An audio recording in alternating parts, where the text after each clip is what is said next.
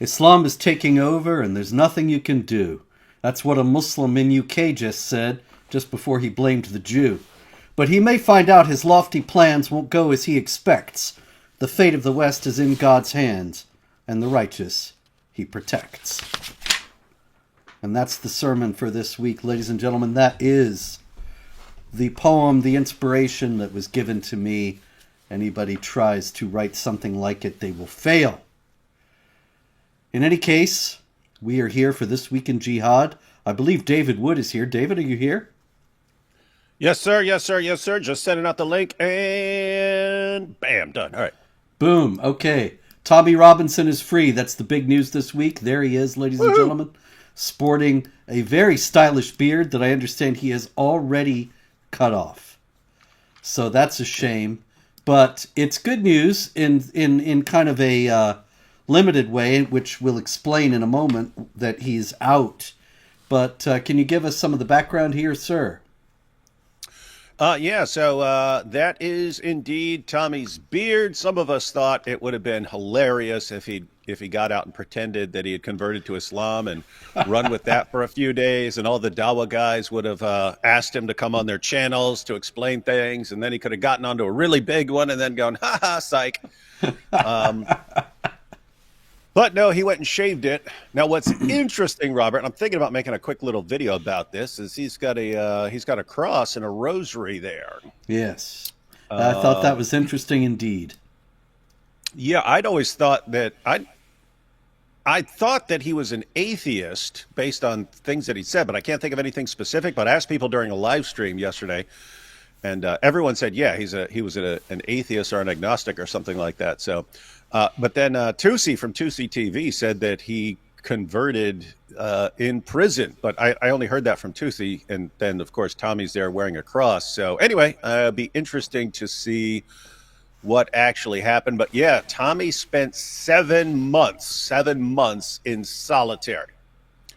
Incredible. I've been locked up before. One, I've never seen anyone in prison for the kinds of things that Tommy was in prison for.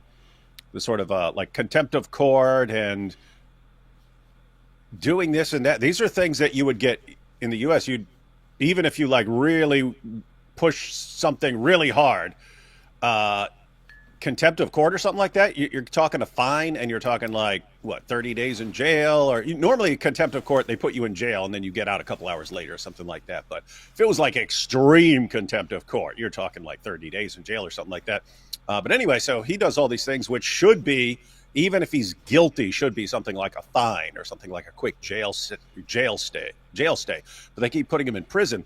And then when he's in prison now, Robert, I was told the entire time, so these entire 7 months, whenever I bring up Tommy being in solitary, and I would say something about it, people would say, yes, but he wanted to be in solitary. He was given the choice of either being in solitary or being put into the general population. He doesn't want to get killed, and so he chooses solitary. He got outside. That's a total lie. He told them, I would rather fight every day of my life than have you just like destroying me psychologically. So he wanted to be in general population. They wouldn't let him. But I have to say, I do have a little experience being in solitary. I wasn't there being punished. I was in there because of mental health issues. So anyway, they'd stick me in solitary. And if you spend some time, significant amount of time in solitary, you start acting weird. And I don't know why. Probably ask people about this, but I think it's just when you're communicating with other people, you're using a part of your brain. And if you're not around other people communicating and interacting, you're just not using that part of the brain, and it just atrophies like a muscle or something like that. And then by the time you start talking to people, you're acting weird. So I'm saying that from experience. I've seen that before. And when he got out of prison in 2018, he was acting like he had PTSD. He was acting weird. He looked like messed up in his face. So what's interesting is I thought he was going to be significantly worse because that was just after a couple months in solitary last time. So I thought he was going to come out significantly worse this time, but just seemed like his regular self, and instantly was calling for a rally and instantly giving speeches and stuff. So anyway, it's a question of why he's so much better off this time than he was last time.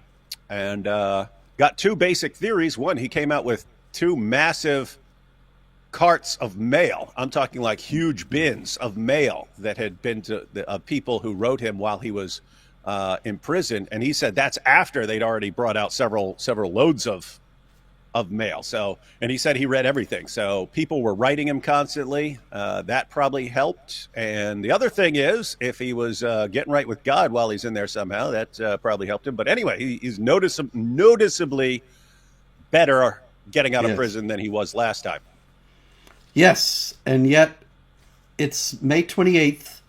In a week, he's due back in court, and is very possible that he will go back into prison, especially in light of the fact that he has said that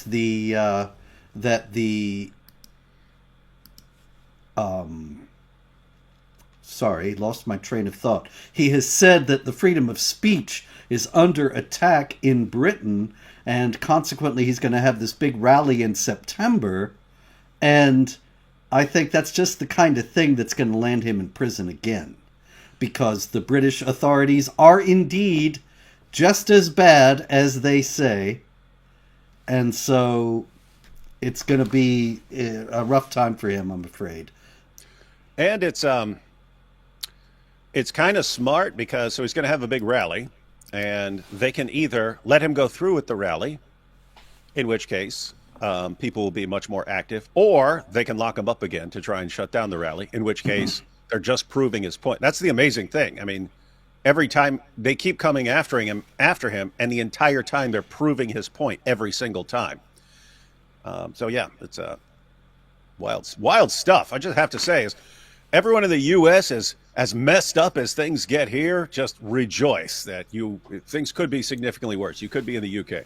Yes, and there are people there who speak out about these issues to some degree, but nobody has been out there talking about things that nobody else dares to talk about the activities of the Muslim rape gangs, the Islamic character of the rape gang activity. Nobody but Tommy has been out there on that, and this is why the British government has been targeting him, why they want to destroy him, quite literally, why they treat him this way in prison, why they keep throwing him in prison. If he were a leftist activist who had done every last one of the things that he's accused of doing and being jailed for doing, he might get, like you said, some kind of token fine, maybe that, if that, and he would be being lionized in the press everywhere. But because he's calling attention to these things that the British government and media establishment wants covered up, he's persona non grata. He's public enemy number one. And so, there are people who they criticize Tommy. I've known Tommy myself for many years, and sometimes people come up and they say, well, Tommy does this or that. You got to understand, this is bigger than Tommy at this point. Tommy is the symbol, like it or not, of the freedom of Britain and its attempt to stave off becoming conquered and Islamized. And he is the main person standing in the breach there. Everybody should be standing behind him if they want to see Britain continue as a free society. Yeah, and for people who weren't following it back in the day, hey, everyone, how you've heard of these grooming gangs, and that tens of thousands of young British girls were groomed, raped, gang raped, drugged, pimped, and so on? You still may have not heard about that if it weren't for Tommy Robinson, because everyone was trying to cover it up. All the politicians were trying to cover it up. To be fair, there were a couple of exceptions here and there and stuff, but they'd just get drowned out, and they'd be targeted if they brought it up. Journalists across the board, everyone knew what was going on. Everyone in places of authority, they all knew this was going on, and they were all keeping it quiet because they were told, if you bring this up, you're a racist, because you have to say it's a bunch of Muslims raping a bunch of white British girls. And so it was just, they all knew, keep your mouth closed about that. They were all terrified. And Tommy Robinson was by far the main guy who was blowing the whistle on this thing. And what did they do? Congratulate him? No, they have been at war with him ever since. And so Then they've been blasting him on this for years. That's why they were going after him, but he kept speaking more and more and more until eventually politicians and journalists actually had to comment on it, and people around the world find out about it. But because they were already going after him and he's exposing them for trying to silence him, then he becomes a guy who keeps talking about freedom of speech and how the government is suppressing people's ability to even draw attention to these things.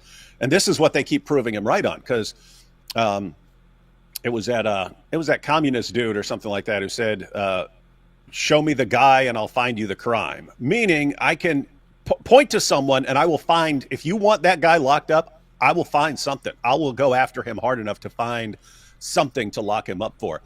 And you see what they're doing. It's like, oh, contempt of court, and we're going to toss you in prison and stuff. It's like, I've never heard of that before, but they're proving all of that correct. Mm-hmm. If we don't like you and we don't like what you're saying, and we don't like you drawing attention to what we're doing, we'll just come up to you and say, hey, give us the password on your phone. No. Okay, you're going to prison.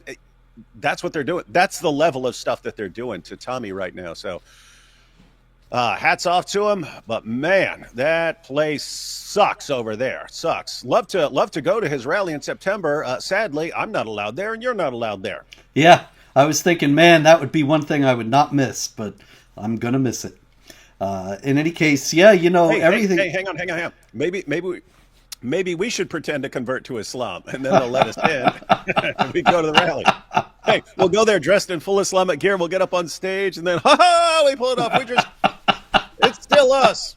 And then we spend the next 6 months in the British prison. Yeah, that would be great. One thing you said, there were some politicians who spoke about this. Actually, I got to say, I just finished writing a book. It'll be out in November, called Holy Hell, Islam's Abuse of Women and the Infidels Who Enabled It. It's got a lot of chapters about the rape gangs in Britain, and the fact is that they did not have politicians who said what Tommy was saying.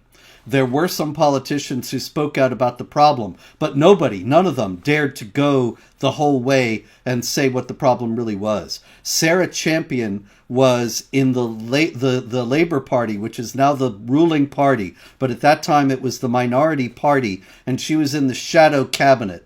And Sarah Champion actually said about 8 years ago that we have to confront the fact that the rape gangs are mostly Pakistani. And for that, she was made to resign from the shadow cabinet. She was accused of racism and Islamophobia, the whole 9 yards. And she didn't even say that it was Muslims or that it had anything to do with Islam. She actually explicitly denied that and said, well, there's some Pakistani Christians and they could be involved in this too, and completely dissembled about the Islamic theological background behind this activity. And so Tommy really was standing out amid all that in being not afraid to tell the truth about the whole truth about all this. And this is why he's so targeted by the government. And what's weird is there's one more component there to why they're so hostile against Tommy, which we're not really familiar with in the U.S., but they have like this, they're elitists over there. It's like, if you're an Oxford educated person, then maybe you can talk about this stuff. If you're just working class person, you have to keep your mouth shut and know your place. Whereas like in the United States, as messed up as we are in other ways and stuff, we don't think, oh, this person is working class, therefore he's not allowed to speak on these kinds of things. But there, I mean, it's been pointed out multiple times, what Tommy Robinson is saying is basically no different from what Douglas Murray is saying. Mm-hmm. But Douglas Murray can go on every show and be all over the place and saying these things because he speaks with the accent of someone from Oxford, like an Oxford professor or something like that. He has the smart, posh British accent of like people like Richard Dawkins and Douglas Murray and like the intelligentsia, whereas Tommy Robinson sounds like a guy who works at the local factory or something like that, and they lose their mind. So it's one, he's talking about things that he shouldn't be talking about, but two, his class isn't even allowed to speak on these things, so we just have to lock him up. But he drives them nuts. That's it. That's exactly it. And meanwhile, also in Britain, you probably saw the video of this fellow. He was saying, white people, Islam is taking over, and there's nothing you can do about it. That's what I was referring to in the beginning of the poem this evening or morning or afternoon, wherever this is.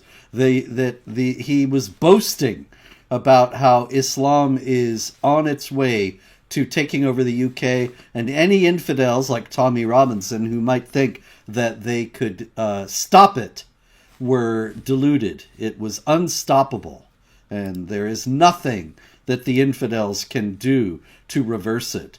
If that is true, it's the fault of the British government today, is it not? Oh, absolutely. It's not the strength of Islam or anything. It's the weakness and cowardice and stupidity of Western governments and politicians and journalists and so on. Precisely. And I tell you, the weakness is comprehensive and multifaceted, David. It is everywhere. And here's more of it. This is Ari Mahmoud. And he's such a charming fellow. I want to make his face as big as possible here, because I think that is a face that bespeaks deep spiritual trouble. And in any case, Ari Mahmoud, he is in prison today in the UK for taking part, along with his brother, Mahmoud, of his niece, that is Mahmoud's daughter, Banaz Mahmoud. And she was killed after she left an abusive arranged marriage. All right? And so this is a classic honor-killing story. And Ari Mahmoud's in prison now. And in 2020, there was a documentary and a drama made about the killing. And in it, he was accused of raping or overseeing the rape of the poor girl by 3 of her cousins. And so he says that didn't happen. And he's suing on that basis. And this is what he said when he was suing. He's not suing because they said he was involved in the honor killing. He's suing because of the rape allegation. He said, in my country, murder is normal. In my country, he's got a point. Murder is normal. He's from Iraq. After served time, you have a new opportunity. In my culture, the main things they react against me was the rape allegation. And so he's complaining that he says, and speaking about himself in the third person, almost all statements in the documentary left no doubts the allegation of rape was with Ari's blessing. In the Islamic community, rape is taboo. It is the highest level of crime. Now, David, if that's true, then what about all these stories of the rape? We were just talking about the rape gangs. And this guy's getting upset because he was accused of rape or overseeing rape of his niece. What's going on here? Yeah, it's a weird situation. I mean, I think it was Douglas Murray who pointed out, I forget which city, maybe Rotherham or something like that. But he pointed out that they did the math and like 1 in 8 of all the Pakistani Muslims were involved in the rape gangs. And he says what that means is if the percentage is that high, that means everyone knows what's going on. Even the people who aren't involved know what's going on. You see these guys going around with these 12-year-old British girls and so on. So everyone knows that it's going on. So why is no one doing anything if it's so shameful to be doing that kind of thing? So, also, what's the difference between a 12-year-old British girl and Banaz Mahmoud? Well, one, she would be kind of part of their group ethnically, then would also be part of her group, part of their group religiously, but it sounds like they're putting her in the apostate category if they're doing an honor killing. So she'd be in the apostate category. And there, the penalty is death. So you actually wouldn't mind carrying out the penalty or doing an honor killing because that's what you're supposed to do. The rape wouldn't be required. But by the way, I've heard that before. There's a woman who lives in California. She never wants to go public with this, but she's told people, she shares it in private. She doesn't ever want to be known for this. But anyway, she left Islam, and it was her uncle. Her uncle got a group of men together and basically said, okay, if you're choosing to be a non-Muslim, we're going to treat you like a non-Muslim. And they gang raped her. So anyway, that thing happens in certain places, that we're gonna punish you in this way, in order to lead you back to Islam and teach you to be a good girl. It's also very common in the Islamic Republic of Iran that women who are imprisoned are often raped, especially if they're getting the death penalty, so that they will end up in hell. Because if they're raped, of course, it's their fault for enticing the men and not preventing their arousal, and consequently they will be punished in hellfire. And so a lot of times women who are about to be executed are raped first, so that not only are they killed in this world, but they are then tortured forever by Allah in the next. And so that also is part of the mindset. But all that would lead us to the conclusion that Ari Mahmoud may be putting us on here. He may not be being 100%. I know it's hard to believe, but he may not be being 100% honest. Or maybe he thinks that if he can make this stick, he can get a good payday out of the British courts, which I think is probably a very good assumption. Hey, Robert, if you want to do something, fun, do a quick Google search for Master Ken from Enter the Dojo afterwards, or you can do it now. It would only take a second. But, I don't know what that is. Master Ken, he's a kind of parody martial artist, even though he is a black belt in real life, but looks exactly like that dude. I think his hair's a little darker, but guy looks just like Master I Ken. see. Yeah, let me see if I can get this. All right, we're getting there here, David. It's on track. This is the guy? Yep, Master Ken. Doesn't he look like him? All right, let's get Ari back.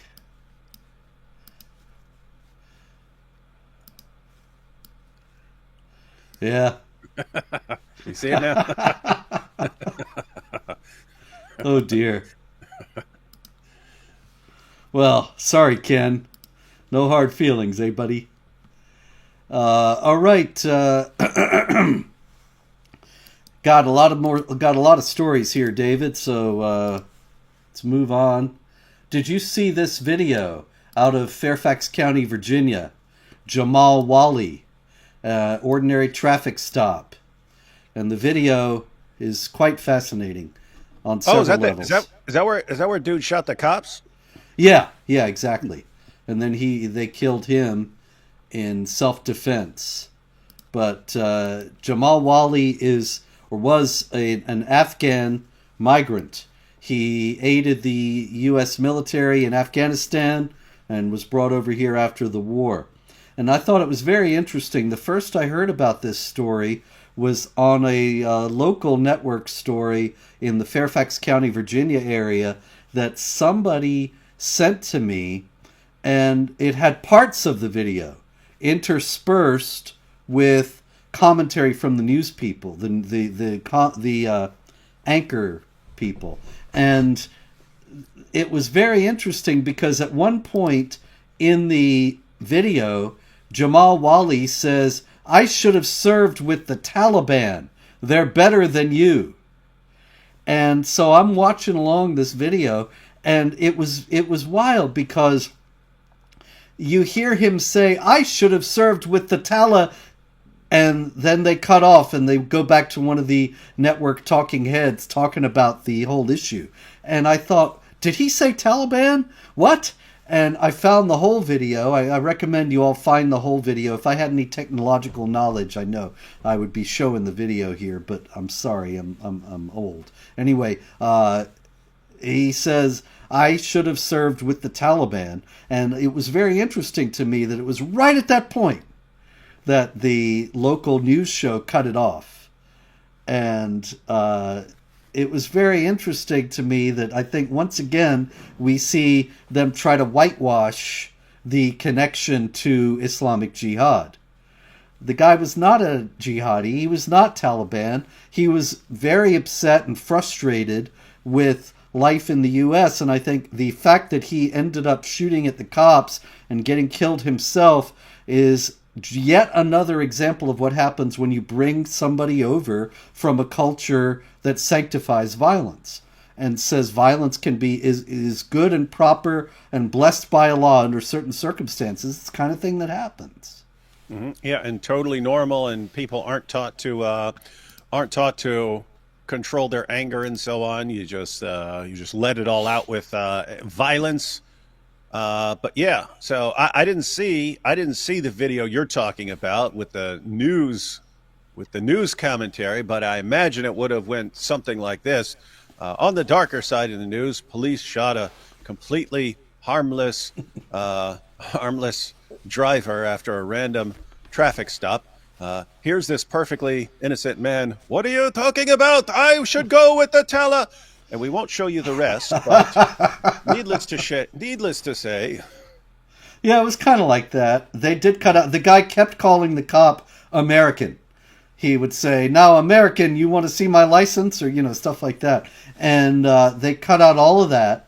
Anything that might give you the impression that he was not happy in the country, that he had sympathy for the Taliban, none of that was in the report. It was a very interesting example of how the news media whitewashes jihad news or jihad-related news. Like I say, this guy wasn't a jihadi, but he comes from a place where you don't like how things are going, you start shooting, and that's what he did. And this is actually connected to what we were just talking about with the UK, although they're significantly worse off and further along than we are, that by constantly screaming about Islamophobia, you train politicians and journalists to do this, to whitewash whatever you're doing, to look past everything, and to exaggerate what other people are doing so that you don't look as bad by comparison and so on. So that's the situation in the UK, and the end result of falling for that, the end result of politicians and journalists falling for that, is you get things like the rape gangs, and it continues for decades, and no one calls it out because everyone is terrified. Just keep in mind. So you have the same thing in the U.S., and it's groups like CARE that are working tirelessly to create that sort of environment where after an Islamic terrorist attack, they don't want you saying that there was an Islamic terrorist attack. They don't want you mentioning Muslim. They don't want any mention of a Muslim anywhere in the article and so on. And so they scream Islamophobia whenever anyone points out what's going on. And the goal is to create a society where everyone is terrified to point out what's going on. And they can program entire governments over time. It takes a while, but you can program entire governments to carry out Sharia compliance for you. And that's exactly what we see going on with Tommy. Exactly. And so, yeah, it's all related. And here's another one that is also, in a certain sense, related to all this. And this is a story out of Israel, but it concerns an American, Joseph Neumeyer, who is a dual citizen of the United States and Germany. And he was arrested in connection with an attempt to destroy the branch office of the U.S. Embassy in Tel Aviv. And even though he is a U.S. citizen, he posted on social media. These guys are always posting on social media like total idiots. You might get the impression that they're total idiots. Anyway, he said, "Join me as I burn down the embassy in Tel Aviv. Death to America, death to Americans, and F the West." Joseph Neumeyer. And so you got to wonder, Joseph Neumeyer, he's not a Muslim, he's not a jihadi. Why is he out there trying to destroy a U.S. embassy, the embassy of his own country, for Hamas? But he's been told these are the people that are on the side of justice, these are the people that are good and right, and he's never heard, I'm sure, about Islamic Jihad or anything related to it. Yeah, total. I mean, total brainwashed morons everywhere right now. I mean, think about Indeed. this, Robert. You got Hamas. You go back just 10, 15 years ago, people understood Hamas is pretty evil. And, all the stuff these guys do, killing and raping, torturing their own people. If anyone objects to anything they say, they bring in the aid trucks. Hamas instantly seizes them, keeps it for themselves, or they sell it to people at a massively hiked up rate, and then they'll shoot you if you get out of line. I'm talking about their own people. They want endless terrorism. They want death for both sides, right? That's in their founding charter. They want death for the Jews. They want the Jews completely wiped out. And they actually quote Muhammad's prophecy there that the end won't come until Jews are hiding behind rocks and trees, and the rocks and trees are crying out, "Ya Muslim, there is a Jew behind me, come kill him." So they admit that in like Article 7 of their charter. And then the very next article, Article 8, says that their loftiest goal is death for the sake of Allah, for themselves. But I mean, think about that. We want our enemies dead, and we want to die too. That's the definition of a death cult. You've got all these idiots on every college campus in America going, "Oh, these are the heroes. These are the brave, wonderful people." It's like, you're lunatic. This is an actual death and rape cult, and you're worshiping them. Yep. It's crazy times. Speaking of crazy times, this is Tarek Bazrouk. And you can see that Tarek Bazrouk was one of the people out there demonstrating in favor of Hamas. And there he is making the one-finger ISIS salute, or the one-finger Tawhid salute, whatever you want to call it. And or he was making an emphatic point. He's a proctologist, and he's about to give an exam. Yeah, that must be it. And he's... I can Photoshop that with... Hey, I'll say he's one of the men of Al-Zut. Photoshop him with Muhammad. Anyway. All right. Tarek Bazrouk. He's accused of assaulting pro-Israel protesters at a counter-protest. And so the law enforcement officers were searching his apartment in Manhattan, and they found $750,000 in a safe, in cash. $750,000. And he said, his lawyer rather said, "Oh, that's perfectly innocent. That's just the money he's earned from a smoke shop that he works at in Connecticut." And I was thinking, man, good stuff. Yeah. We're in the wrong business, Robert. $750,000. What's his hourly wage, man? Incredible. Because it didn't say he owned the place either, even if he did own it. I don't know, but I mean, it said that he just worked there. And I think he's 20 years old and he's got 750 grand. He couldn't have been working more than a couple of years, and yet, anyway, I suspect, I suspect this money is perhaps supplied by some wealthy proponent of jihad against Israel, and they are hoping that he will use it in that jihad. But that's just a guess. Maybe I'm completely wrong. Maybe it's completely on the up and up.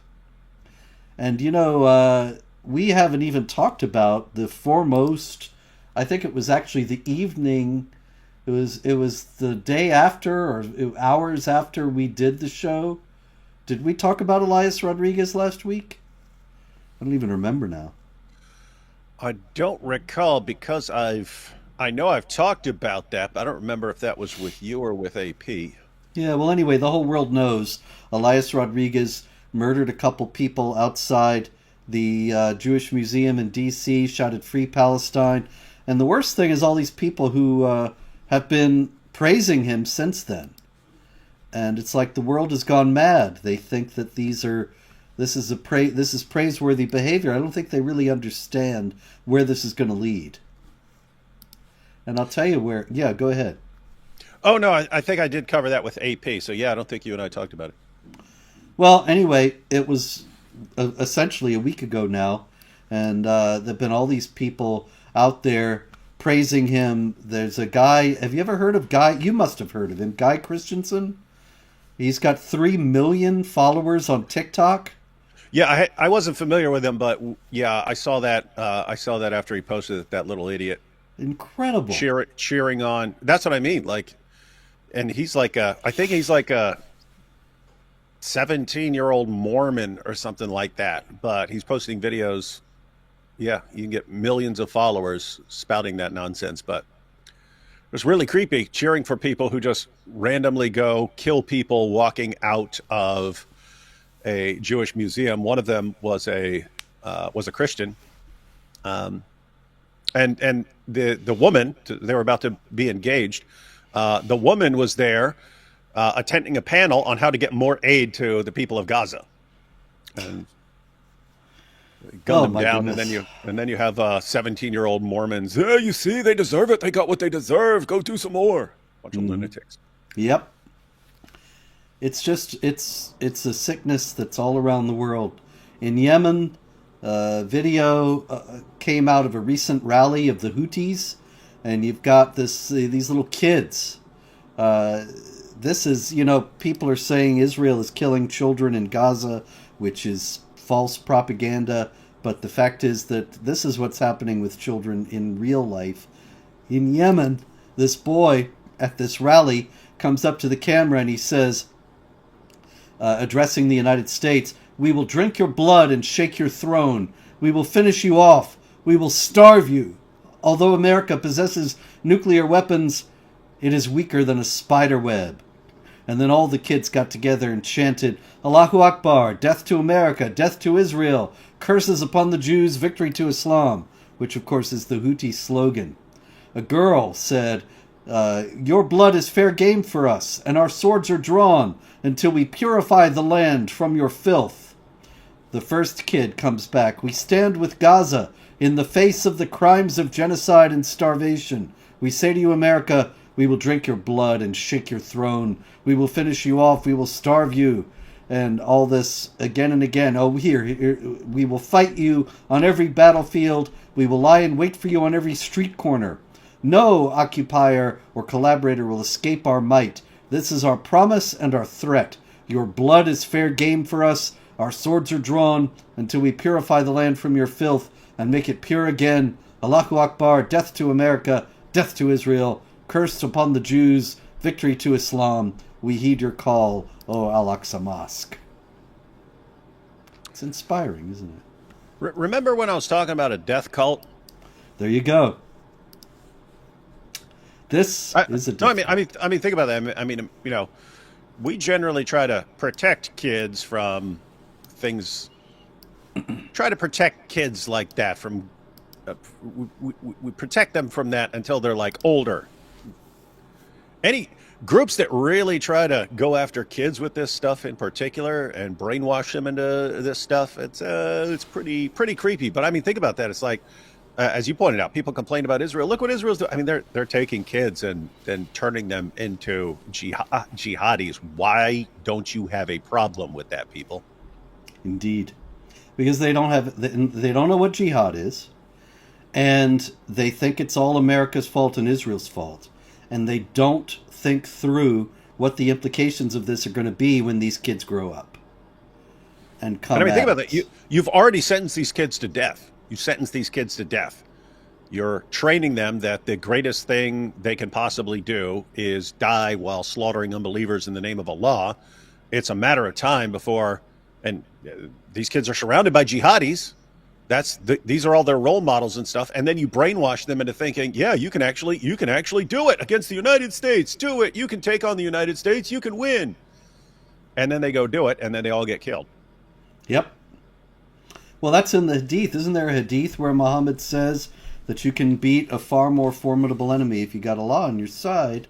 And of course, that's the whole lesson of the Battle of Badr. It's stressed in the Quran as well. So they don't have a chance, these kids. It's just weird. I mean, have you seen Muslims win an actual battle in a long time? My goodness, that's a good question. You'd probably have to go back to some Ottoman battle. Yeah, Constantinople. There's probably one after that. I know. I've read the history of jihad, Robert. Robert, there's a book called The History of Jihad. You need to Is that read it. right? Yeah, Really? yeah, yeah. That sounds great. People don't people don't know if they don't follow Robert on X that people always Yes. Robert people who aren't familiar with Robert will respond to some random tweet he makes. They'll be like, Robert, you need to learn about jihad. Yeah, there was that guy the other day. You need to learn the history of jihad. Yes. You never know. I'm sure there's more. There's always more. Germany, David. Germany. 24-year-old man last Tuesday night. Walking around in Berlin. 5 unknown men come up to him. Ask him if he's a Muslim. He says, no, I was baptized a Christian. And so they start beating him repeatedly on the head. He suffered facial injuries. The attackers, according to Bild, the German publication, are believed to be men of Arab descent. What was your first clue there, I wonder? In any case, so that's something we've seen all over the world, is it not? They ask him if he's a Muslim. He says he's a Christian. They start beating him, like the Westgate Mall in Kenya or St. Cloud Mall in Minnesota.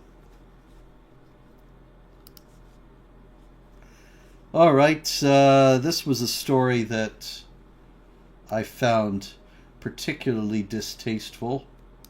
This is a church in Athens, Greece, and you see that it has been covered with graffiti. Zionists not welcome. Interesting to note that the graffiti is all in English there in Athens. All Israeli war soldiers are war murderers. Palestine will be free, free Gaza, stop genocide, etc. So, it's a shame. I was in Athens last year, and it's a beautiful city.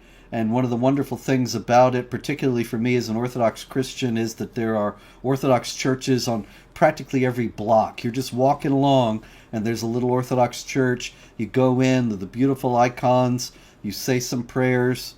It's just a wonderful city in that regard. And these people tagging it with this, it's interesting because, after all, what on earth does a Greek Orthodox church in Athens have to do with Palestine and Israel?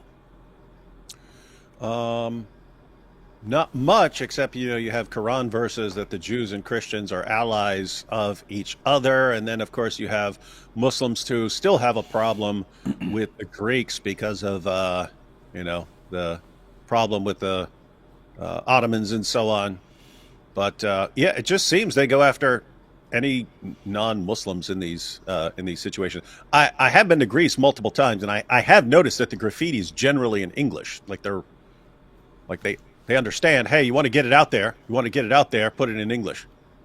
Yeah, they want the international news, and so that's why they're writing it in English.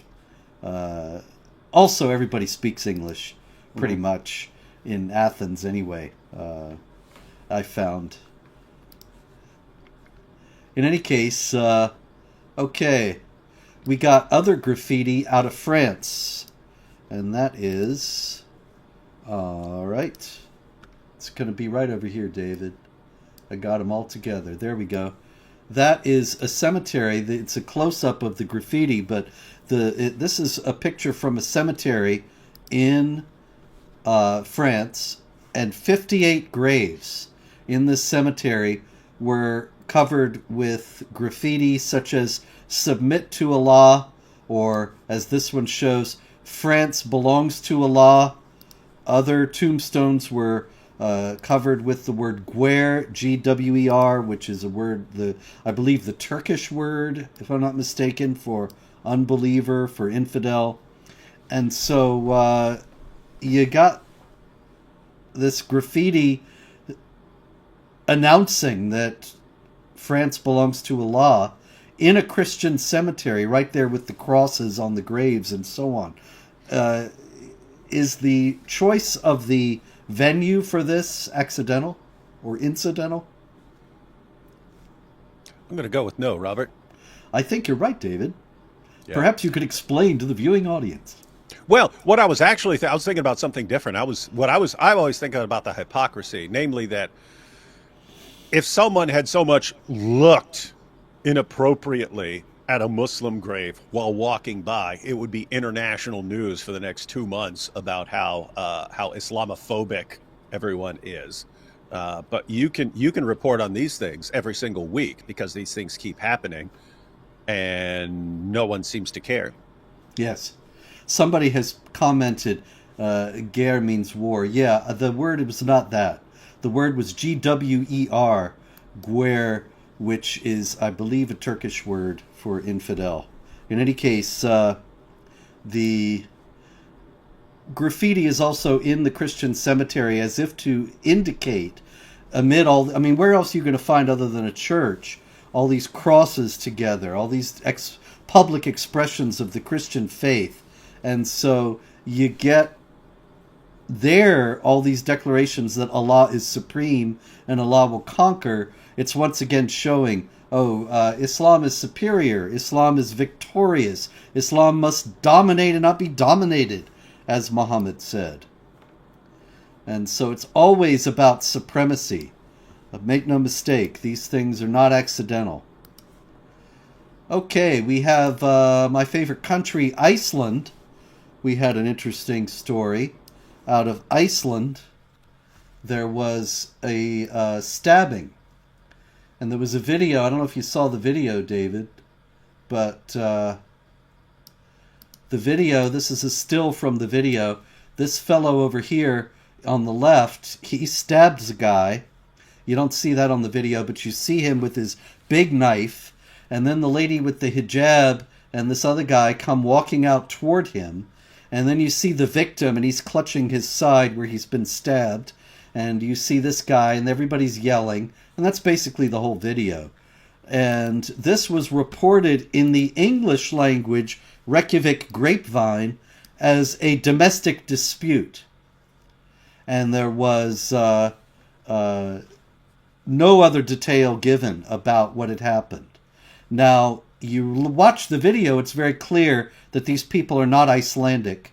And by the way, somebody's saying, you have a favorite country? No, I do not have a favorite country, and Iceland is most decidedly not my favorite country. I spoke there a few years back and was poisoned by a leftist there, spent the night in the ER, and it is not... And then the charges were all dropped by the government because they didn't want the trouble. So in any case, this was the experience I had in Iceland. It's not, I was being sarcastic about it being my favorite place.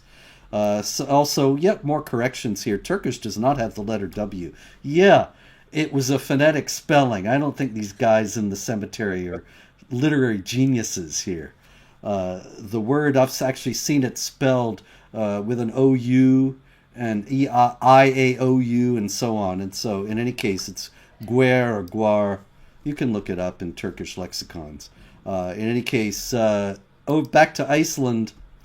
In Iceland, the Icelandic story tells a little bit of a different, gives us a little bit of a different picture.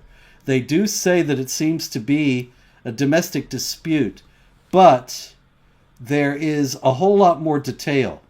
And one of the residents of the area where the stabbing happened says, yesterday this man started screaming long before the incident happened. Someone driving here like a baboon, back and forth. I don't know how baboons drive. I don't know. Do you know, David? Have you seen baboons drive? Yes. Well, okay. Then you... Oh, that was a dog. I just saw a video about people training a dog to drive. Oh, well, that must be it. But obviously, if you can train a dog to drive, you can train a baboon. Okay. So he goes on. There's a collision on the corner, and from there he stabs the man. I don't know what the person who was stabbed had in his hands. Maybe it was a wrench. And then the resident of the area says, there was a shooting here at one time.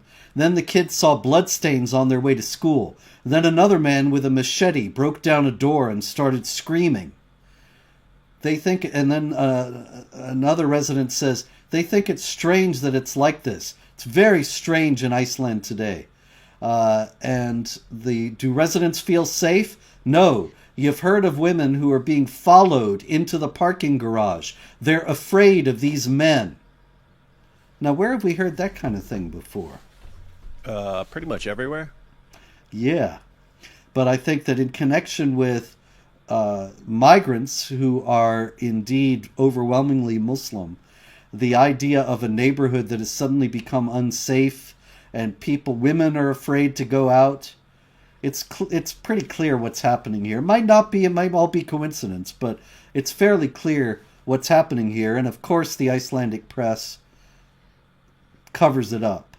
The story in Icelandic gives enough detail to figure it out, but the Icelandic press in English completely ignores it. And yes, somebody says Iceland isn't ready. That's absolutely true. When I was there, this Icelandic guy, very nice fellow, one of the people who brought me over, he and I were talking, and he was saying, we're completely unprepared for this. We haven't gone to war in 1,000 years. And these people are coming in, and they're acting aggressively and sometimes violently, and nobody knows what to do. And of course, I was treated like the great villain for saying this is an Islamic Jihad problem, and ended up getting poisoned for calling attention to it. So Iceland is going to go the way of everybody else in Europe, it looks like. Yeah, for a long time, back in I was in college. I was a double major in biology and philosophy. So I got a biology degree, and I took ecology. And for a while, I've been wanting to make a video explaining what's going on with Islam, but in terms of ecology, because you can actually read like basic principles of ecology, and it sounds exactly like you're talking about this. So what they'll say is, as far as what you were just talking about there, they'll point out that in an ecosystem, so you have, like, let's say a forest or something like that, you have an ecosystem, everything eventually reaches a state of equilibrium. Right? Because if one thing ever takes off too much and gets out of, like if one species reproduces too much, they'll use up all the resources and stuff, and so they'll start dying out, and it'll balance out again. But one of the principles was, when it comes to an invasive species, one of the biggest problems in ecology is when you have an invasive species, so something comes from a different area. If in that area it had to be much more aggressive because of all kinds of fighting with with members of its own species, or fighting other species and so on, it just, in order to survive, has to be significantly more aggressive. And then it moves into an area as an invasive species, in an area where things aren't aggressive and things get along, it will just completely wreak havoc, and none of the other species can actually respond to it because they haven't had to. Whereas this thing has been trained, this species has been trained for its entire existence to be aggressive and to fight everything around it, and the other species don't know how to react and stuff. It's just, anyway, just reading ecology sounds exactly like dealing with. Put it this way, everyone, you want a fun little experiment?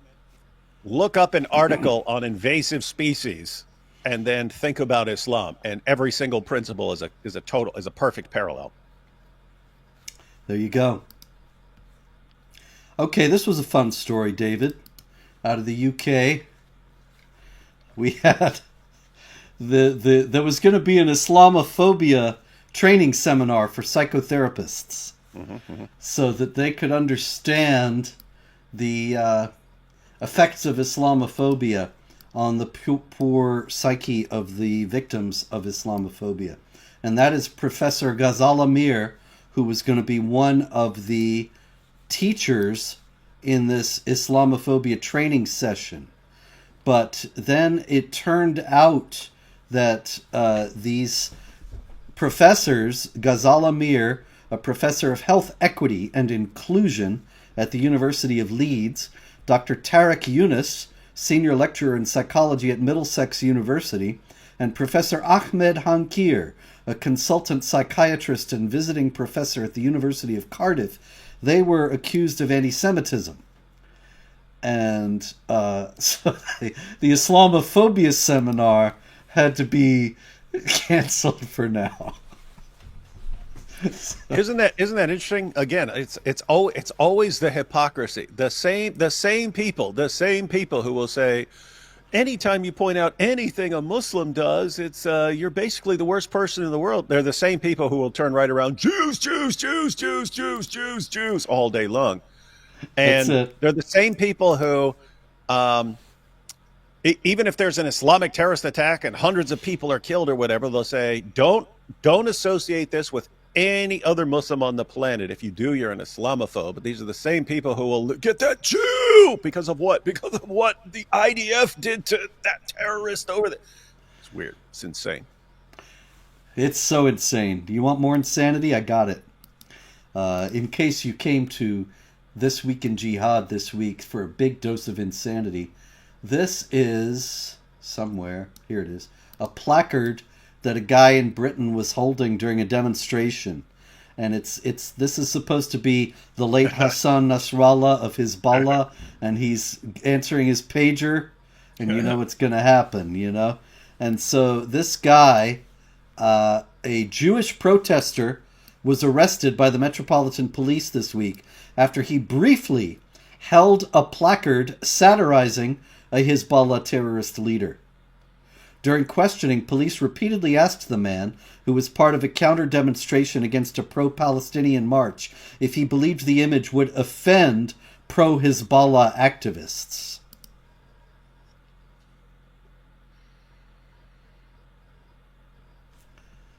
I know. It strikes one speechless. What can you say? So the guy is arrested for offending Hezbollah in Britain today, not in. Are you along the same lines? Because that reminded me of the story I just saw earlier today that the Free Speech Union put out. But it was the same. It was the same idea that person. Oh yeah, it was a follow up on the story of that guy who burned a Quran and then a guy attacked him, but the guy who burned the Quran is now in court for offending the guy who attacked him with a knife, and as evidence that the guy who attacked him with a knife was offended was the fact that he attacked him with the knife. They're saying, well, it's obviously obviously you offended that man. That's why he attacked you with a knife. So you obviously cause offense. So that's what I was thinking when you were telling that story. Hey, you think this would cause offense? They want you to admit it. They want you to admit that you're doing something to cause offense, because that's a crime there now. Man. Isn't it insane? Like if you say, hey, I'm offended that the Quran calls for my violent subjugation and it says it's okay to, have sex with prepubescent girls. I'm offended at all this and what it says about Jews and Christians and so on. I don't care about any of that. And they don't care. They don't care if the Dawa guys are shouting this stuff from the rooftops, talking about how they're going to kill apostates. They're totally fine. Ali Dawa says on his YouTube channel, he can't wait for when he gets an opportunity to watch all the apostates being executed and stuff. He says he's going to eat popcorn. They have zero problem with that. If an ex-Muslim goes up to police, I'm really bothered by this. And I know this because they did. They went to police and then, oh, this is just passionate debate. So we can't criticize them for that. Meanwhile, they'll lock you up. Here's the thing, Robert. If you have a Muslim saying, I can't wait to kill all these ex-Muslims, that's fine. That's just spirited debate. We all know if it was reversed and it was an ex-Muslim saying, I can't wait till we get to kill Muslims, that person would be locked up in 5 seconds. Yes. That's right. That's Britain today. That's why they call it two-tier. Yep. Two-tier Kier is also sending, it was revealed this week, millions of pounds to Hamas. He is funding Hamas. That's right, ladies and gentlemen. The British government is funding Hamas. Of course, so was the Biden administration.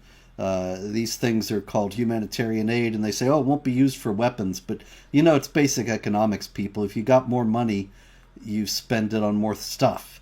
And if somebody says, you can only spend this money on X, then you'll spend it on X, but it frees up your other money to spend on Y. It's not hard to figure this out.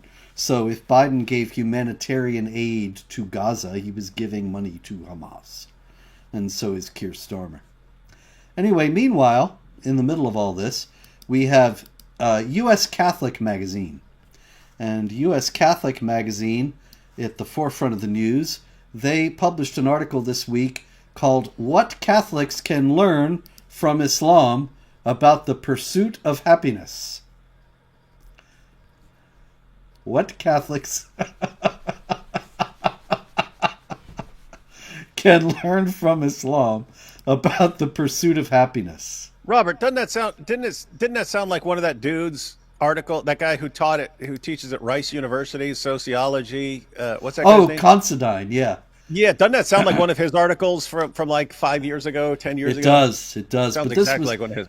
This was written by a Muslim, actually, Zainab Sayilgan, and I had not heard of her before. But you'll like this. She says, in these challenging times, the teachings of Prophet Muhammad offer valuable lessons on nurturing community and joy in daily life that transcend religious boundaries.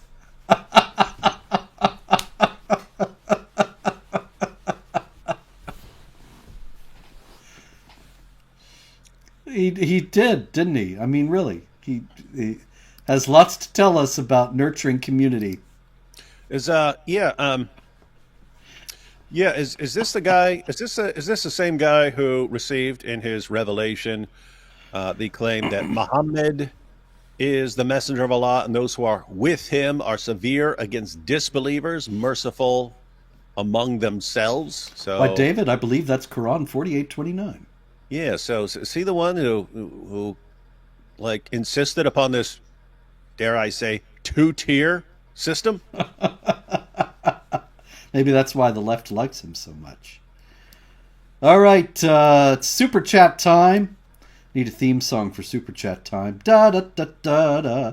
Am I going to get a copyright strike for that? Anyway. Here we go. Crazy Normies YT says, both of you and AP are my heroes. No, Crazy, you're my hero. Now, David Sumner, filmmaker. I noticed a common theme in the Quran. Anyone who refuses Islam must have bad motives. That's right. There's no good faith rejection of Islam in Islam. They know Islam is truth, but they're immoral in some way. You were quite right. Let's see what you got here in part 2. I was reminded how leftists accuse anyone disagreeing with them of being some kind of Istaphobe. Islam and leftism both assume all opposed must be evil. That's true. It's a good point. And it's actually it's really dangerous and leads to violence. I mean, you see this in the Muslim in their sources about Muhammad being in Mecca, and the entire time he's in Mecca, he's telling his followers, yep, when the Jews see me, the Jews will acknowledge me as a prophet because they know me. They know I'm coming. I'm right there in their sources. And then he gets there, and they're ready to laugh him out of the city, thinking it's hilarious that this guy thinks he's a prophet. So what does he tell them? It's like, oh, they know it. They know him in there. They're lying, right? So it's not, hey, I'm obviously not a true prophet, and that's why they're rejecting me. It's they know I'm a true prophet, and they're going against me anyway, which means they're evil and they're actually against God, doing it knowingly. And because then according to Islam, the violence is justified because you're at war with God. You're at war with God and trying to cover up the true prophet he sent. And so, hey, it's okay to go on a killing spree. But I mean, think about that. That's what they do to everyone. To this day, when someone leaves Islam, they start saying, oh, well, you did it for money. You did it for this. You did it for that. You did it for women. It can't ever be someone who, hey, all the stuff you told me about Islam, this perfectly preserved book and these scientific miracles and Muhammad is the greatest man ever. I eventually looked these things up and found out it's nothing but lies. And so if the entire religion is nothing but lies, I'm out of the religion. They can't get their minds around someone reacting like that. So Indeed. it has to be someone who is knowingly, deliberately just rebelling against God. And then, oh, we can kill you. Many, many years ago, when we had, Pamela Geller and I had the big rallies in New York against the Ground Zero Mosque, and we ended up beating the Ground Zero Mosque and keeping it from being built, I ran into Sharif El-Gamal one day in Manhattan, and he was the developer, the Muslim developer, who had been intending to build this 16-story mosque at Ground Zero. And the first thing he asked me was, do you really actually believe in what you're doing? And I was kind of surprised that he would ask me like that, but not surprised at all on another level, because as you say, they always think that the people who oppose them are out for money or out for fame or out for something else. And they cannot imagine somebody could oppose them for good faith reasons. Yeah, think And about so that. I I mean, was just yeah, amazed. yeah, I mean, in his mind, you can't actually have a problem with a bunch of jihadis flying planes into buildings, killing thousands of people, leveling those buildings, and part of the damage was done to the building right around the corner, which was a Burlington, which was part of it was a Burlington coat factory, but part of the plane flies through there, damages the place, so they have to shut it down. And then, ooh, I got a cheap building because it's got a big hole in it. Let me buy that, and I'm going to tear it down and build a huge mega mosque right there at ground zero. You can't, you can't have a problem with that, like an Islamic terrorist attack doing damage, and then it makes it cheap, and you use it to build a giant 13-story mega mosque. You can't actually have a problem with that. So what's your real reason, Robert? Exactly. Must have had an ulterior motive. Hey, Robert. Yes, sir. You brought up Sharif El Gamal. I just wanted to check out how that guy's doing. So I will be looking him up for a minute while you're taking super chats. I want to Okay. see how that dude's doing. Yeah, I haven't heard from him lately. Yeah, Actually, that's what I mean. I want to see. he was actually, I haven't heard from him at all since then, of course. But what's interesting about that is that he was saying that he had this great imam.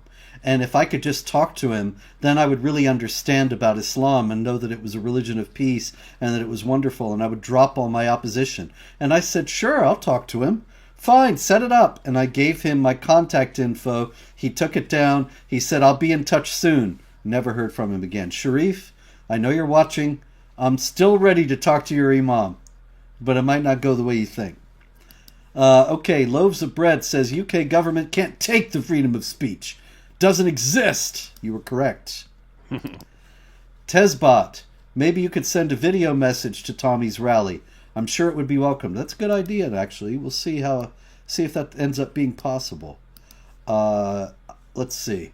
Aisha's Chest, Suna Nasai 3964, says, or is that One Punch Over? Oh, this is so complicated. One Punch Over Aisha's, whatever. Oh, yeah. He punched me in the chest, which caused me pain. I get the reference. When you show more Momeen pics, remove your name, Robert, please. You're asking me to do something like that. That's complicated. Also, it's part of the ongoing joke that these jihadis end up with over my name. You got to have a little sense of humor here. But anyway, yeah, asking me to do something technological. Let's be serious. Okay, Seth, that Jewish ex-spy in the chat, says, saying Am Yisrael Chai got a man arrested in UK. Yeah, I actually saw that. Terrible. All right, our old friend, Apu Baker Al Puff Daddy. Dr. Wood, Mr. Spencer, President Trump humble bragged that he asked Israel not to attack Iran, and Israel complied. Should Israel attack or not? Why? Well, I believe that ultimately Israel will have to attack, or else Iran will get the nukes and nuke Israel. Trump didn't say they could never attack. He said they're in the middle of talks right now. The situation could change rapidly, in which case then they would be able to attack. So we'll see how things develop, and hope that... Here's the thing. I can see both views. I can see bombing the crap out of Iran. Anything that even looks, if it simply looked like a nuclear facility or something like that, I can see bombing the crap out of that. Not even allowing that to get off the ground. I can also see a case for, well, guys, look at how things are going. These guys lose more and more support over time. It's kind of a matter of time before the people just oust the government. And so why don't we just make sure that these guys do whatever we need, make deals and stuff, get them to not go nuclear, because as long as they don't go nuclear, their days are kind of numbered here. So I can kind of see either way. I think that's what's going on. There are people, let's go ahead and deal with this and bomb the crap out of them. And other people saying, actually, that they're rotting from within. Yes. I mean, Iran is now officially a Muslim minority country. That's the way things have gone for them in recent years. That's one of the most astounding things that has happened in this century, really. That Iran, which is officially 99% Muslim, survey a few years back, only 40% of the people still identified as Muslim after 40 years of Islamic rule. That's everyone. That's all the Muslims combined. That's Shias. That's every kind of Shia, every kind of Sunni, Quran only. Everyone adds up to 40%. They're so sick of Islamic rule after 40 years that they're fed up with Islam itself. Interesting developments. Okay, Clory sends one of those stickers. Thank you very much. And let's see. Robert Michaels says, that sounds like an actor's name. Robert, would you go to a restaurant that serves haram versions of halal food? Pork shawarma, whiskey baklava. Baklava is not haram. You can get plenty of good baklava in non-Islamic contexts. My goodness, the Greeks originated it. What are you talking about? Or is that a low blow? I don't know. I don't want to eat spite food. I like to just go and enjoy a meal. I don't have to be showing somebody up to enjoy a meal, you know. But if your restaurant succeeds, though, I'll be happy to give it a visit. What do you think, David? Would you go eat halal haram food? Yeah, because they, I don't know, some of that Arab halal food's delicious. So if you made haram versions, I don't know, it'd be pretty good. Okay. Count us in. Let us know when to be there. Okay, Zut in the okay says D-Dubs. Do you think that the Zut laughed at Muhammad's 1.8-inch sword? You know what that's about, Robert? I do know what it's about, but I'm leaving it to you to answer. Yeah, well. Yeah, I don't know if they saw that side of him, so we won't know. Okay. Sounds like Muhammad was face down, butt up. That's what it sounds like. Oh, goodness, yes. Miriam says, Mr. Robert, I love you. I love you too, Miriam. Grumpy Granny, thank you, gentlemen. Thank you, Grumpy. May I call you Grumpy, or is it Ms. Granny? Flipper says, Kurd Muslim Abbas Hangul raped 3 minors in Japan. 2 Japanese, 1 Kurdish. The leftist judge rewarded Abbas by giving his family asylum. Japan is going to be sorry if they keep that up, and that is not a threat, NSA. That is a prediction of strife coming from the migrants they are coddling. Abu Bakr al-Pafdadi, Mr. Spencer, I really enjoyed your interview on Unfiltered View. Why do Westerners still hold the belief that jihadis do not represent true Islam? Because they don't know anything about Islam, because the reality is too terrifying to contemplate, because they've been taught that to think otherwise is Islamophobic, because they've never really thought about it, and they think all religions are essentially benign and teach magnanimity. Anything else, David? Yeah, you're bombarded with this your entire life here. See, you and I came after. I mean, you and I were before the time when they're really brainwashing kids, because people just weren't talking about Islam when we were in school. But the more recent generations, and I was surprised at this years ago. One of my sons, well, 2 of my sons, for a couple years went to a Catholic school up in the Bronx, just because it was significantly better than the public school by us. So sent them to the Catholic school there, but they got to the 9/11 story. So they got to it was 9/11. It was 9/11, and they're going to talk about what happened on 9/11. And the teacher asked, so who was responsible for the attack on the World Trade Center? And I told my son previously, be careful in the way you don't talk like I talk in my videos and stuff like that. So he was careful, and he said, extremist Muslims. And he said the entire class turned to him and started going, that's racist. That's racist. I mean, he's a kid. He's a kid in school. And they start going, they had already been trained. Yep. He didn't say Muslims. He said extremist Muslim. Like, how else could you possibly describe them without being dishonest, right? That's the nicest way to say what they were without lying, right? So what did they say? Who did they say did it?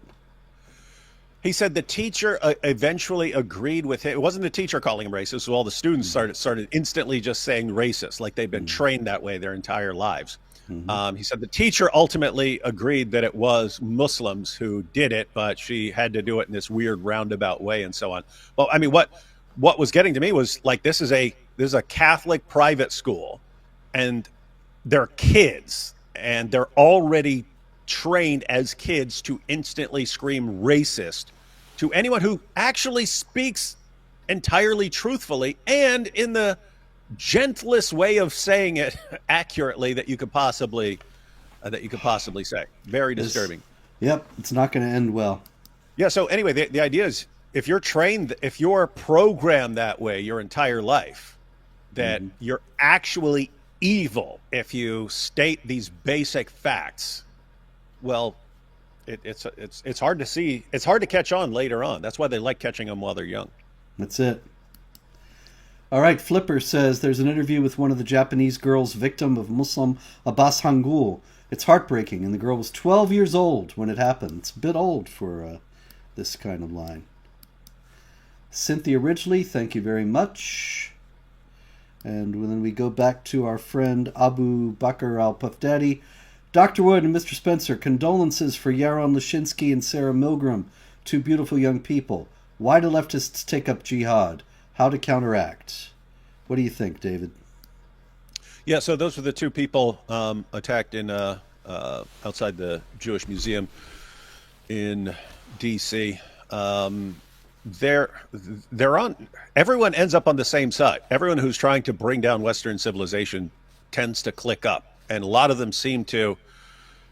Initially, as far as like leaders and so on, as far as people who are actually smart and coordinating things, it's always, okay, yeah, we can team up with this group and that group and that group and that group and that group. We'll destroy Western civilization, and then our group will win, and then we can deal with these others, right? Like when Muslims team up with leftists, that's what they're thinking. We'll destroy these guys later, but we need them now. We need them now. So that's how they end up. But then, so that's the reasoning behind the alliance. But then the people who are products of the alliance, okay, you're just working together with jihadis your entire life, and so you end up carrying out the jihad, even though you're a leftist. Yep. Well, the left, they're socialist internationalists. Islam is internationalist and it inculcates total obedience to the ruler. As Muhammad said, obey your ruler even if he is an Ethiopian with a head like a raisin. And so the left loves the idea of an authoritarian internationalist religion. It's just the kind of thing that they want to encourage. Sarah F. says, Robert, your laugh is charming as always. Sarah, your laugh is far more charming than mine. PB Law. Robert, going to email you. director@jihadwatch.org to email me. Ordering your latest book. Thank you. It's called Anti-Semitism, History and Myth, and it's available now. I'm a lawyer and was a tech exec. Rec film Farewell to Israel by Joel Gilbert explains history of Islam and how misunderstanding West will cause Israel and the West's demise on Tubi. I have not seen that. I know Joel. I know that he does some very important documentaries, so people might want to check that out. Abu Bakr al-Pafdadi, agree or disagree with Trump cut funds to Harvard? Trump is saying they have to protect the Jewish students there. And if it were any other students, this would not be controversial. If there were Methodist students getting beat up at Harvard, nobody would say, oh, we have to protect the integrity of the academic institution. They would be saying, of course, we have to crack down on this. If Muslim students were being attacked at Harvard, oh my goodness, we'd never hear the end of it. But Jewish students, then suddenly everybody's defending Harvard and saying it's freedom of speech. It's not about freedom of speech. It's about menacing the Jewish students. It's about blocking their way to classes. It's about calling them genociders all the time. This kind of thing is not befitting what is supposed to be an institution of higher learning. What do you think, David? Oh, absolutely. And again, it's an issue of hypocrisy. I'm just imagine if it were if something like happened to one Muslim student, if one Muslim student was blocked by Jewish students or something like that from entering a building or anything like that, it would be international news for the next 6 months. Mm-hmm. That's right. Okay, Sarah says, And I Yes, have to say, in that circumstance, Muslims would be screaming to defund Harvard until they actually protect the Muslim students. that's very true. Absolutely. Sarah F., what's gayer, Houthis dancing or Night Journey? I'm going with Muhammad's night journey. If by Muhammad's night journey you mean his night journey to the men of Al Zut. Yeah, that's really hard to top, so to speak. Eunuch Petsu says, in Sahara, small kitties are fed 7 liters of milk daily to fatten them up so that their bodies are thick enough to marry ASAP. YT Doc. Okay, thank you. Are you talking about maybe child marriage? I don't know. Yeah, I'm wondering if he's talking about kids and not like we see kitties. Eunuch, we see kitties and we think cats. Those are, yeah, we think cats. We're thinking maybe you mean kids. It's possible. It's very possible. And I wouldn't be surprised if that sort of thing is going on. Songs of Relief says, if someone asked me what I believe, then started beating me, I think I would use elbows, knees, even teeth to escape. What do you think? Bad? Okay? Good? Well, I don't think anybody objects to self-defense. Do you object to self-defense, David? Nope. There you go. Maybe I'm not understanding the import of the question. I don't know. What do you think? Yep, not sure. Aramoff, the British are literally building Khilafat. Yes, they are, and they do not know it. But it will come upon them when it's too late, probably. David Sumner, filmmaker, there's so many Muslim countries that are completely dependent upon Western aid to avoid famine. If Europe goes the same path, that could lead to millions of Muslims dying from food scarcity. Now, wouldn't that be ironic? They go to Europe to get on welfare. They destroy the society so that the infidel state no longer exists, so they're not getting the welfare, and they start to starve. Mm-hmm. Yeah, that's what's craziest about all of this is if they actually get their way, they would end up destroying themselves. Yeah, actually, that's why Islam is like the shark of human cultures. It has to move or die. And this is because it has no work ethic. That's actually the subject of my book after next, The Tragedy of Islam, Failure and Excuses, which will be out next spring. It's all done, but they're holding them up so they don't all bunch up together and people all don't buy them at once instead of not buying them one by one. And the tragedy of Islam is about how Islam is bad for individuals and societies, and it's bad for societies because it has no work ethic. The idea is to live off the dhimmis. But once you've bled the dhimmi communities dry, then you've got no steady source of income. And that's when the great Islamic empires of the past went into decline. And so they have to conquer new lands to subjugate more dhimmis to continue to live and fund their lifestyle to which they've become accustomed. Because ultimately, you can't overtax people and drive them into poverty and then expect they'll keep giving you the same amounts of money all the time. And so they have to move or die. They have to keep conquering and keep the jihad going. Anyway, that'll be out next year, probably about 9 months from now. The Tragedy of Islam, Failure and Excuses. Watch for it in all your local bookstores. Emmanuel of Christ says, hello, gentlemen. Should we Christians trust law enforcement agencies after what happened at the Curtis Culwell Center? That's the site of the Garland ISIS attack against our Muhammad event in 2015. Thinking about a career in national security, but not sure I can trust them. You can't trust them. Absolutely not. Does that mean that you should not go into the field? Not necessarily. You might be able to be there and be trustworthy in a field where many are not. And that would not be a bad thing. What do you think, David?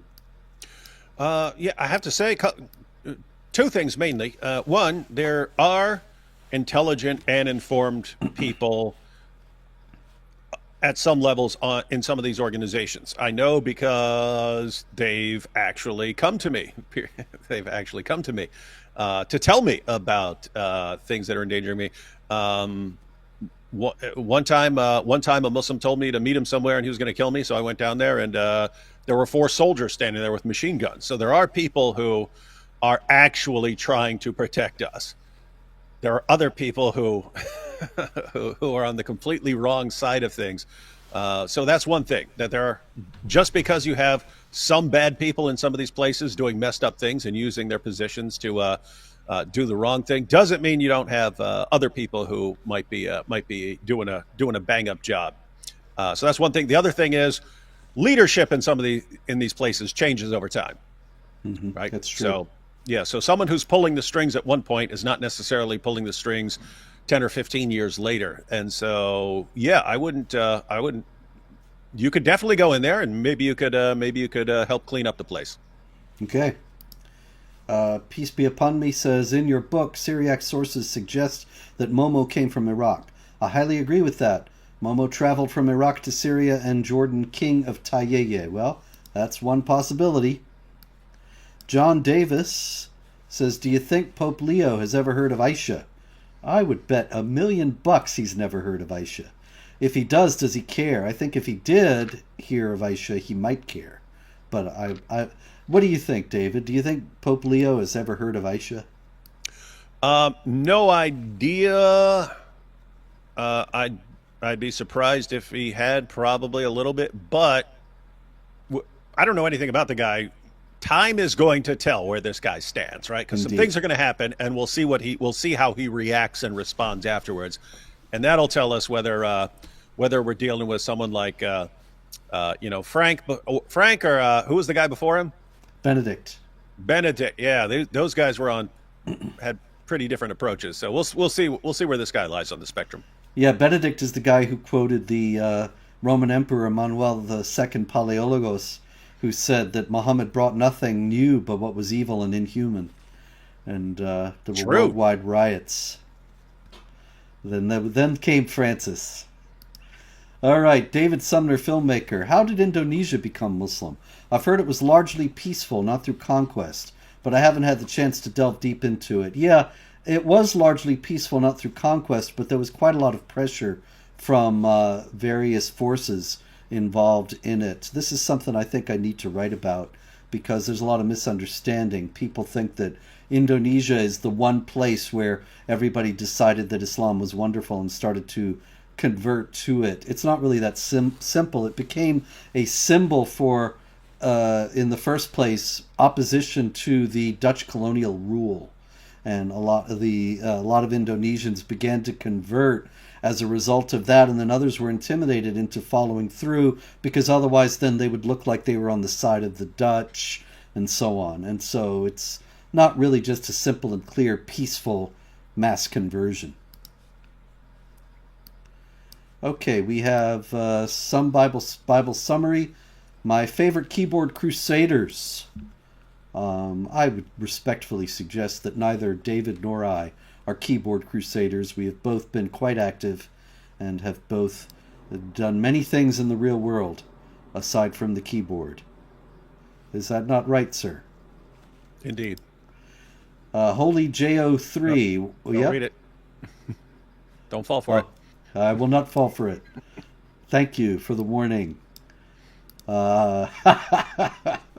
I'm an old man and I just will rush ahead. Loaves of bread. Mr. Spencer, how about a politically incorrect book about the last 250 years of Middle East history?